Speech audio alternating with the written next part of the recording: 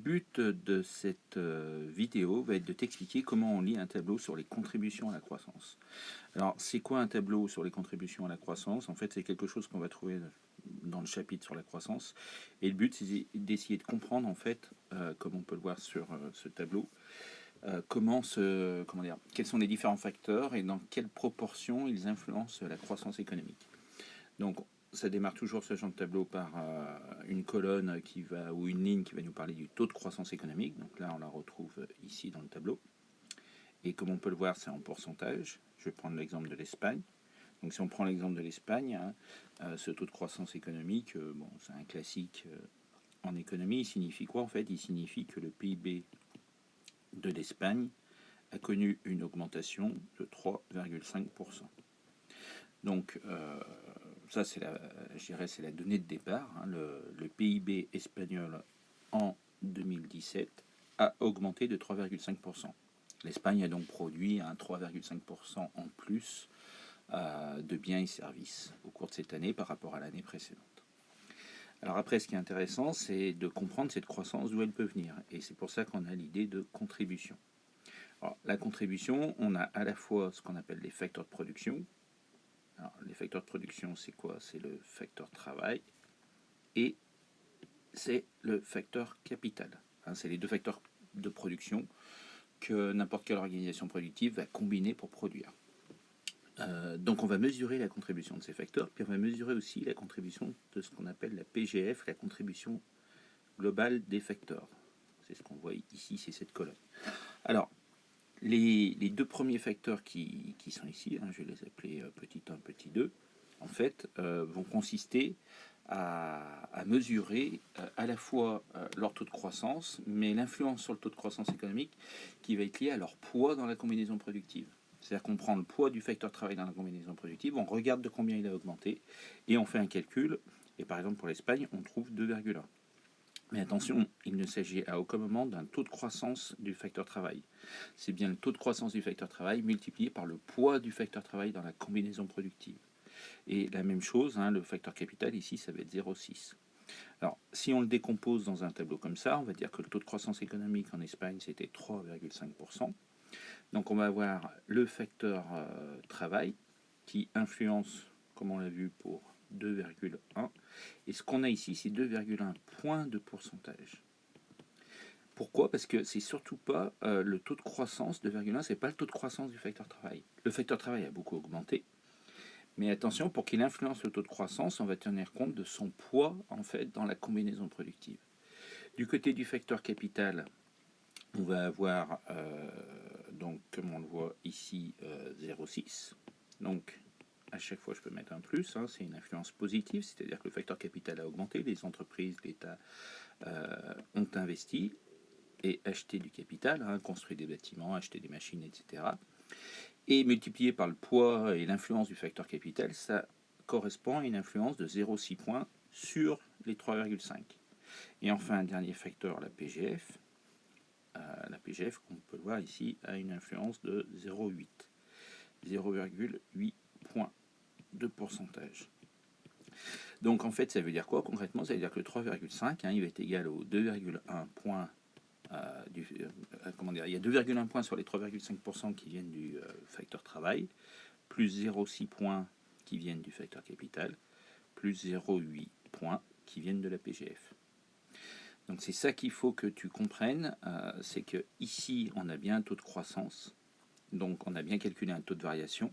Pour trouver le 3,5%, on a pris le PIB de 2017 moins le PIB de 2016.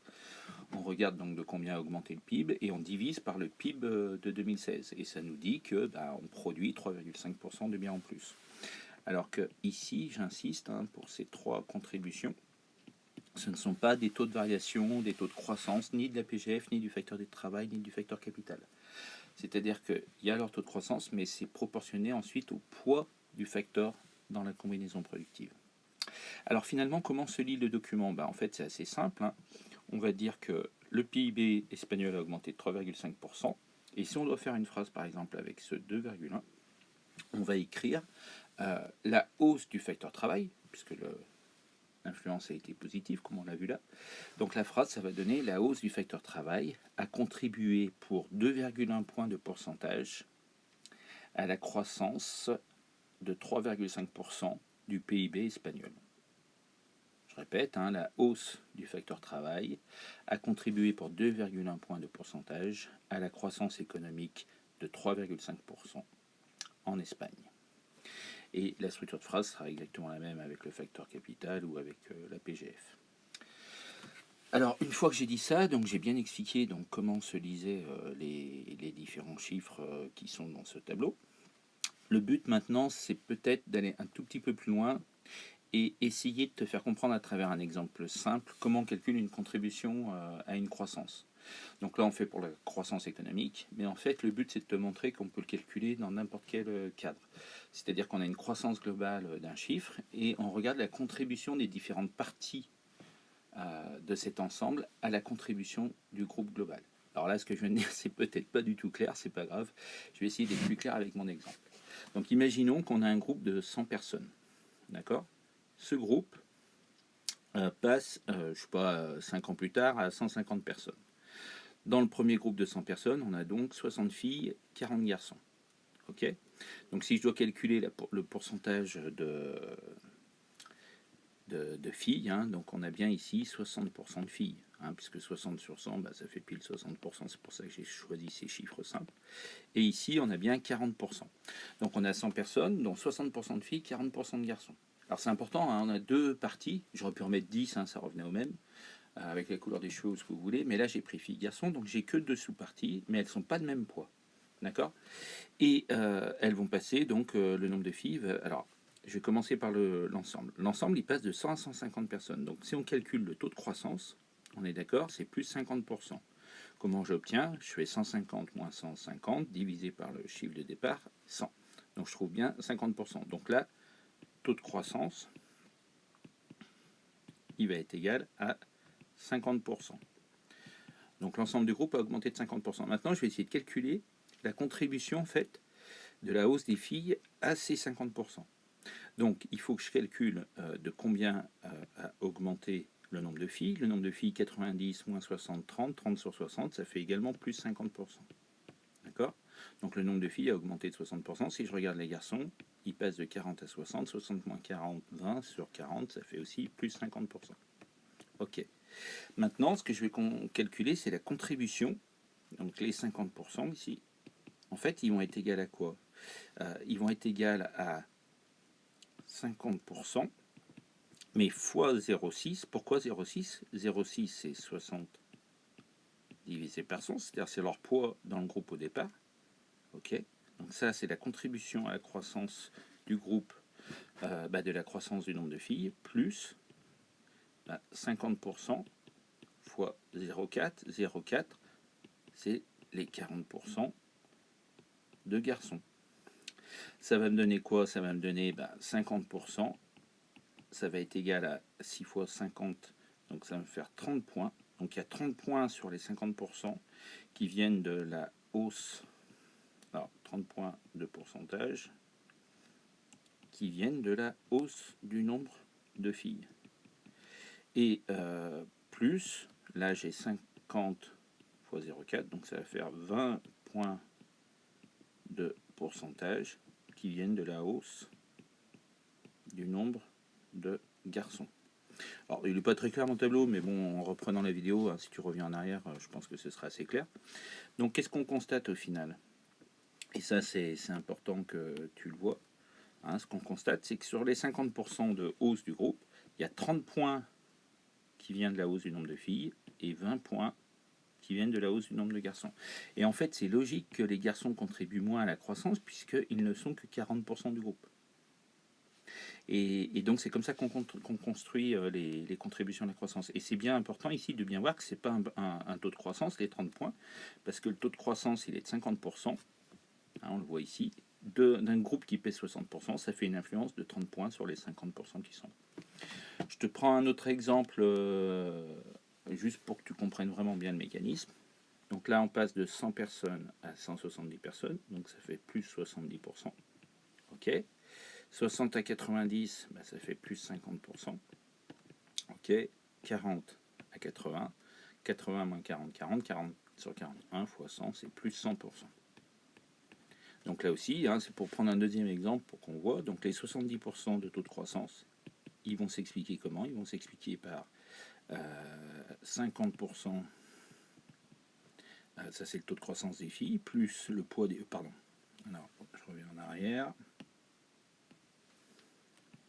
Fois 0,6, c'est leur poids dans le groupe, hein, c'est 60 divisé par 100, 0,6. Hop, hop, plus 100% fois 0,4. Donc en fait, ça va me faire quoi? En gros, c'est 60% de 50%, ça va me faire mes 30 points. Hein, 6 fois 5, 30 points de pourcentage. Plus 0,4 fois 100, 40 points de pourcentage. Donc là, j'ai un taux de croissance de 70% de la taille du groupe, d'accord, qui passe de 100 à 170. Eh bien, sur ces 70%, il y a 30 points qui proviennent de la hausse du nombre de filles et 40 points qui proviennent de la hausse du nombre de garçons. Si on doit faire une phrase avec ce 30 points, hein, ça serait assez simple, hein, c'est sur le même modèle que tout à l'heure, c'est la hausse du nombre de filles a contribué pour 30 points de pourcentage à la hausse de 70% du nombre de personnes de groupe. Voilà, là je pense avoir fait le tour hein, correctement de comment se lie une contribution à la croissance et je t'ai même montré comment elle se calculait. Et donc si on prenait ici, hein, par exemple pour comprendre le 2,1, les 2,1 points ici de pourcentage hein, vont être calculés par rapport au gros.